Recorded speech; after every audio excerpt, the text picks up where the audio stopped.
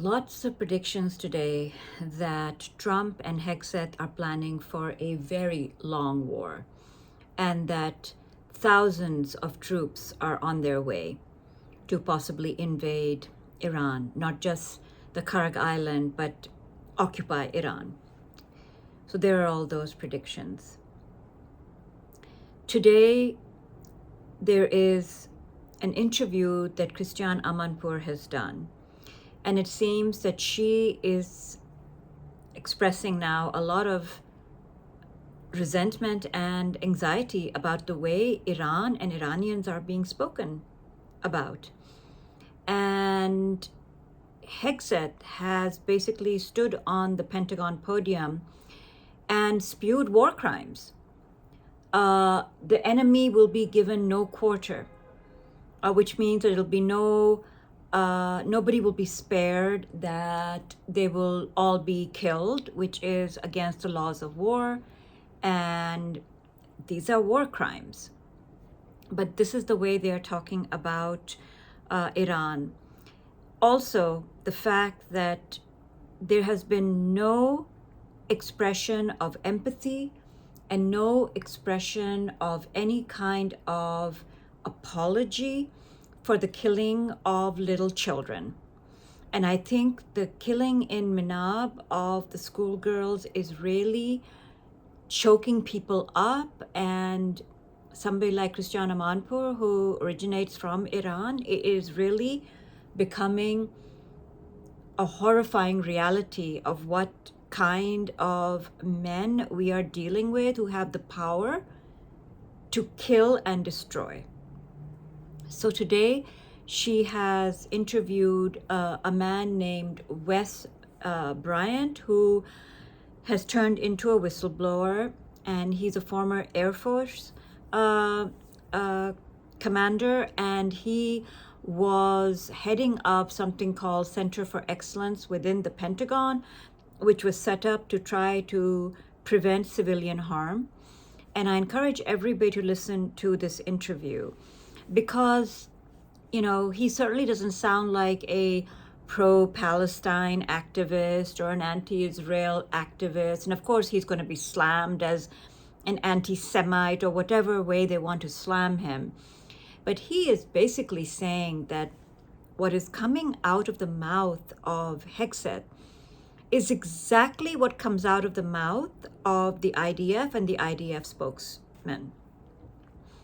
When Netanyahu says that Israel is the most moral army in the world, Hegseth is repeating exactly those words when it comes to the killing of civilians and the killing of these little girls, that's saying America is the most moral army in the world and does everything possible and more than any other army in the world to avoid civilian casualties. What Wes Bryant is saying is that they're literally taking the exact words coming out of the mouths of Netanyahu and IDF, and Hegseth is repeating exactly those terms. Bryant goes on to say that Israel has basically become a genocidal rogue state, and the United States under Trump and Hegseth are basically following suit. And he goes on to say a lot more, giving a lot more examples and expressing a lot of worry about how this war and this aggression is being executed and the horrors that these people are willing to commit and how they simply do not care about civilian harm, that is not even in their mind, in their thoughts. People dying is not at all anywhere in their thinking. So this is what he's saying, and he basically has become a whistleblower, and I highly encourage everybody to watch this interview.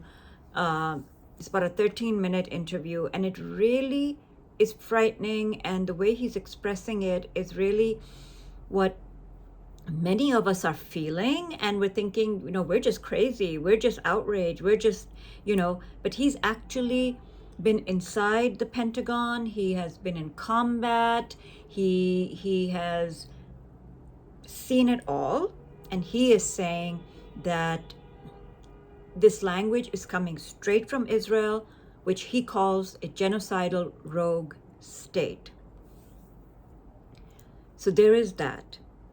Second of all, Keir Starmer has decided to join this illegal aggression against Iran. Mr. Starmer is one of the most unpopular prime ministers and politicians in the UK today. Deeply, deeply unpopular. And he has decided that he is going to join this war.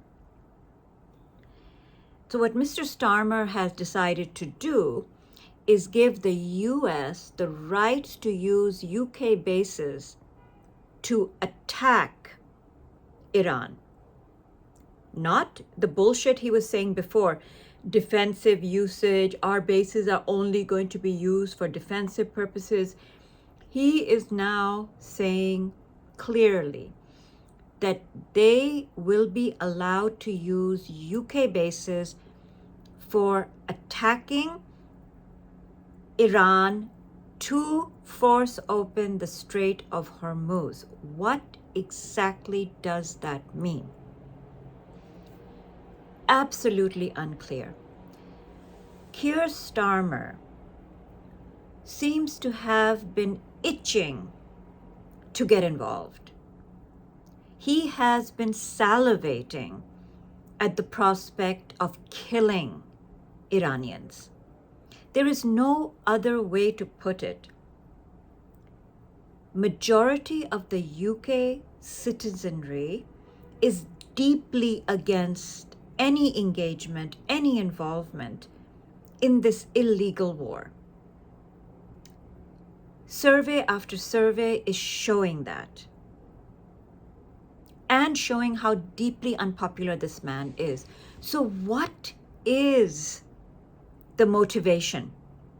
What is Starmer's motivation to now get involved with this war and actually articulate that it is for offensive purposes? The only conclusion I can come to is that he has deep hatred for Iranians, and we know that he has deep hatred for Palestinians. Remember, Starmer is the man who said that Israel had every right to starve Palestinians, to shut off their water, to shut off their electricity. And you know what? Too bad. This is a man who used to work in human rights, and he thought it was perfectly legitimate to starve Palestinians and deprive them of water. The only conclusion one can come up with, as simplistic and base as it sounds, is that he is just full of hatred and bigotry and wants to do as much damage to that part of the world on his way out. So now the UK is involved in this war against Iran. And the Iranians are saying, okay, so you have now actively declared war on us. So Article 51 is now going to be implemented against the United Kingdom. This is so frightening. British citizens are entirely against this. So, today, Iraq has declared force majeure on oil facilities owned by international companies, oil companies. And Qatar is talking about deep damage and may also have to declare force majeure. This situation is not de-escalating, because I say again that Netanyahu will not let Trump de-escalate. And probably, given how deeply embedded Israel is inside the Labor Party, almost every cabinet member of Starmer is a friend of Labor committee member, probably without exception. Shall we assume that Israel has a hand in forcing Starmer or encouraging him? I don't think he needs much forcing, frankly. But there we go. There we go.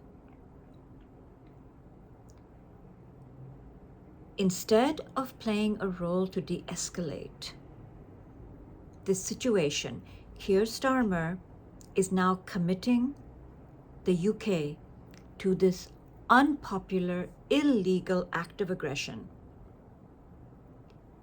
How are the British citizens going to handle this? We can only wait and see. But now it is Israel, America, and the UK that are attacking Iran. That is just a reality. And if we are to believe what we are reading, thousands of troops are going to be committed to invade Iran. And yes, if that happens, I'm going to guess that the UK is going to get involved. And somehow they're going to create a scenario where they drag all of NATO into this. Meanwhile, some of the European countries, like Poland, are removing their people from Iraq. Clearly, these people are not seeing a de-escalation. They're seeing something completely opposite of de-escalation. Thousands upon thousands of people are dying and being killed. And like Wes Bryant has said, Trump and Hegseth, all they want to do is kill and destroy, and there is simply zero regard for who they kill and what they destroy. And that should frighten us all.